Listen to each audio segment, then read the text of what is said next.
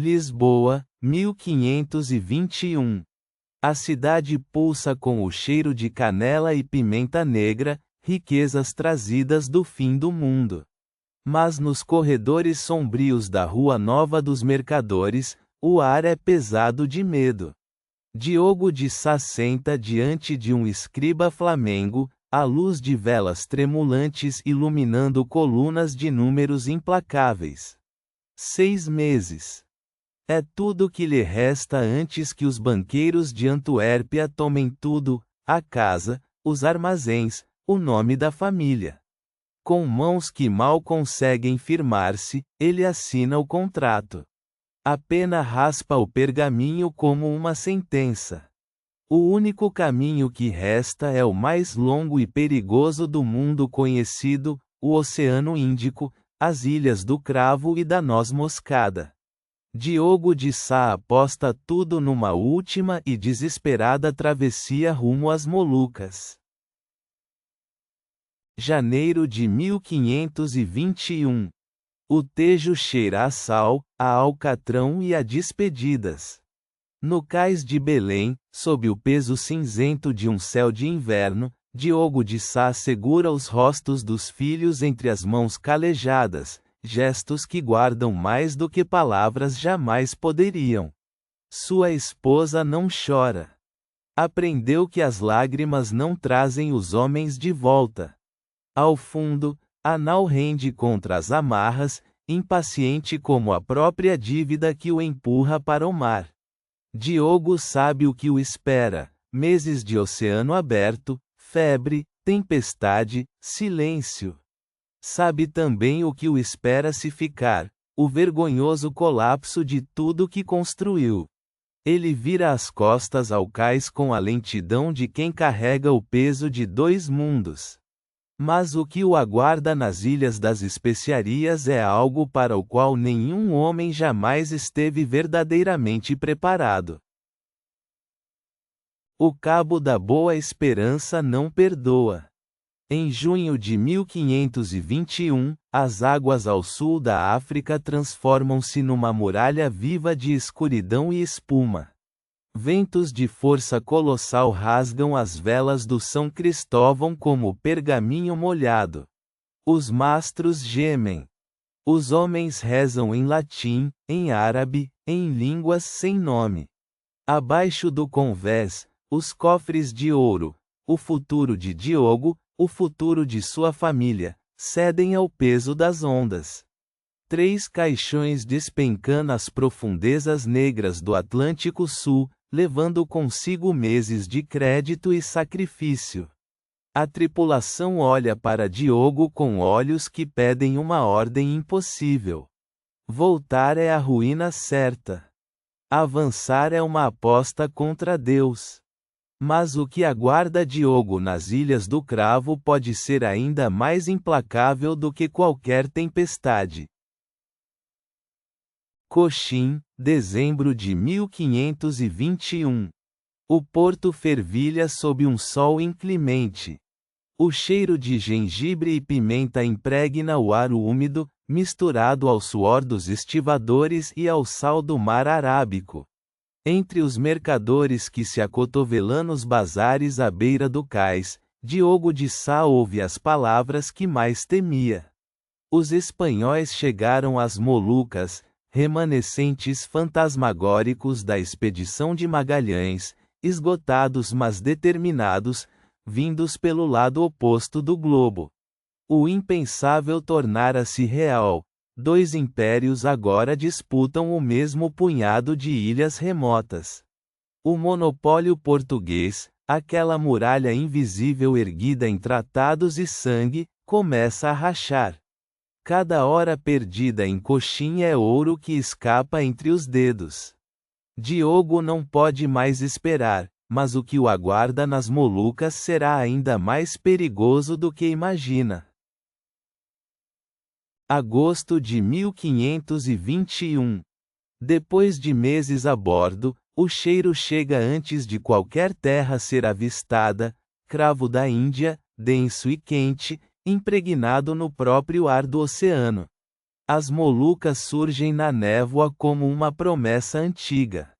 Diogo de Sá desembarca em Ternate com os olhos de um homem que carrega dívidas nos ombros e esperança na carga que ainda não possui. O sultão Babi recebe-o com cortesia calculada, sorrisos que escondem negociações já em curso. Nos mercados de bambu e especiaria, Diogo começa a ver os sinais, inscrições em castelhano gravadas em madeira, rostos locais que desviam o olhar, silêncios onde antes havia confiança. Os espanhóis estiveram aqui. Fizeram promessas. E nessa ilha perfumada onde fortunas nascem e morrem, Diogo percebe que chegou tarde, mas talvez não tarde demais. Tidore, 1522. O ar carrega o perfume enjoativo do cravo da Índia, denso como incenso numa catedral. Na câmara do sultão Al-Mansur, dois homens se defrontam, não com espadas, mas com palavras medidas e silêncios calculados. Diogo de Sá, curtido pelas tempestades do Índico, reconhece em Juan Elcano algo que o perturba profundamente: um igual. O espanhol sobreviveu ao impossível, à circunnavegação do mundo, e nos seus olhos habita a certeza fria de quem já venceu o próprio oceano. Ambos depositam presentes diante do sultão: tecidos, pólvora, promessas de proteção. Mas por baixo da mesa de negociação, cada homem guarda um segredo que o outro ainda não conhece. O que nenhum dos dois sabe é que o sultão já tomou a sua decisão. A noite cobre o ancoradouro como um manto de alcatrão. No convés da nau imóvel, Diogo de Sá contempla o horizonte escuro, onde as estrelas do hemisfério sul pulsam indiferentes ao destino de um homem. O aroma acre do cravo da Índia impregna as tábuas ao redor, riqueza tangível, proibida, suspensa entre dois impérios. Nas mãos, ele segura um documento em branco. A pena existe. A tinta existe. Só falta a coragem, ou a covardia, conforme se julgue. Diante dos olhos, surgem os rostos de sua esposa e filhos em Lisboa, consumidos pela dívida e pela espera. A coroa está longe. O espanhol está próximo. E a fronteira entre a lealdade e a sobrevivência nunca pareceu tão estreita, tão porosa, tão perigosamente fácil de atravessar. Amanhã, a decisão não poderá mais esperar. No salão do trono, o ar pesa com o aroma denso do cravo e do incenso. O sultão permanece imóvel, envolto em tecidos de seda dourada, enquanto os dois comerciantes aguardam em silêncio tenso.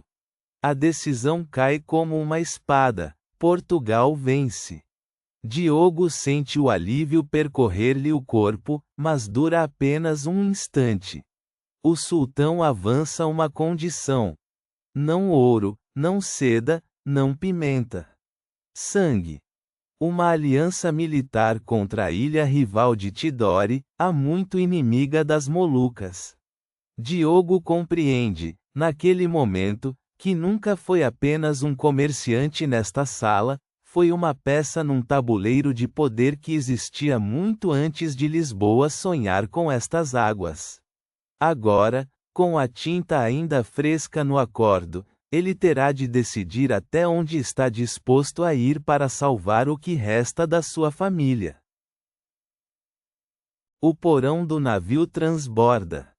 Sacos de cravo da Índia empilhados até os caibros exalam um perfume sufocante, quase adocicado, que impregna cada tábua de madeira, cada fibra de corda. Os homens carregam fardos de noz moscada com os braços trêmulos, peso suficiente para saldar dívidas, comprar silêncio, ressuscitar fortunas. Diogo observa em silêncio. A carga representa salvação. Mas cada grão carregado é também um elo de uma corrente invisível, forjada nas câmaras do sultão, selada com promessas que nenhum contrato português jamais sancionou. A vitória cheira a especiaria e a traição ao mesmo tempo. Lá fora, nas águas quentes do arquipélago, os ventos mudam de direção, e com eles, os rumores de navios espanhóis avançando pelo horizonte ocidental. Lisboa, outono de 1522.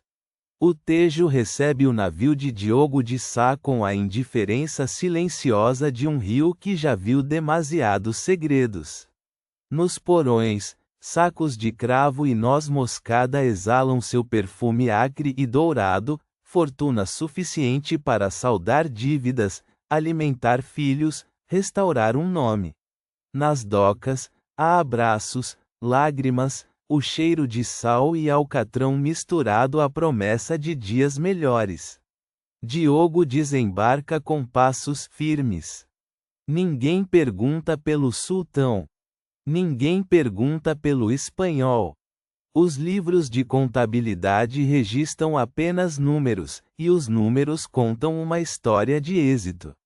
Mas à noite, quando Lisboa adormece sob o peso das suas ambições imperiais, Diogo permanece acordado, ouvindo o silêncio que só os segredos produzem.